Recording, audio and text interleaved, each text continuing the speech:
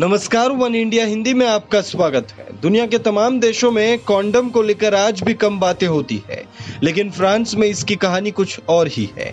France के 96% high स्कूलों में कॉन्डम वेंडिंग मशीनें लगाई गई है।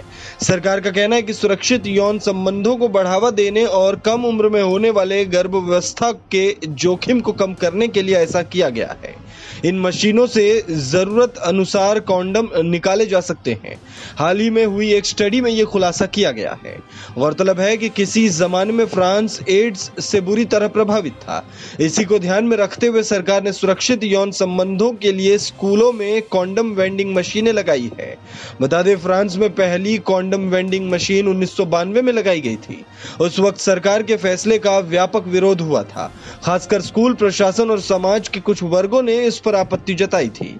हालांकि जागरूकता अभियान का सरकार को फायदा मिला और लोगों ने इस फैसले को स्वीकार कर लिया। फ्रांस में पिछले साल शिक्षा मंत्रालय द्वारा किए गए एक सर्वेक्षण के अनुसार राज्य से निधि प्राप्त करने वाले लगभग 96% हाई स्कूल, पब्लिक स्कूल और निजी स्कूलों में कॉन्डम वेंडिंग मशीनें हैं। आपको बता दें, स्टैटिस्टा की एक रिपोर्ट के अनुसार 2019 में इले दे फ्रांस वो क्षेत्र था जहां सबसे ज्यादा करीब 26 मिलियन कॉन्डम बेचे गए थे। इसके बाद ओवरगेन रॉन अल्पेस में लगभग 14.6 मिलियन कॉन्डम बेचे गए थे। हालांकि युवा पीढ़ी के बीच सुरक्षित यौन व्यवहार को बढ़ावा देने वाला फ्रांस एकमात्र देश नहीं है।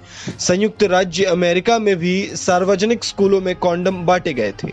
बता दें, एड्स के कारणों में असुरक्षित यौन संबंध भी प्रमुख है।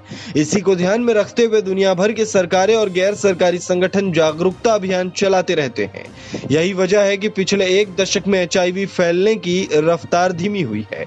UN की रिपोर्ट बताती है कि भारत में 2018 में 88,000 नए मरीज मिले थे। वहीं एड्स से 69,000 लोगों की मौत हुई है। दुनिया के कुल एड्स मरीजों में से लगभग 10% भारत में है। एक अन्य रिपोर्ट की माने तो दक्षिण अफ्रीका और नाइजीरिया के बाद भारत में एड्स के सबसे ज्यादा मरीज हैं। इस खबर में फिलहाल इतना ही। तमाम अपडेट्स के लिए बने रहिए वन इंडिया हिंदी के साथ।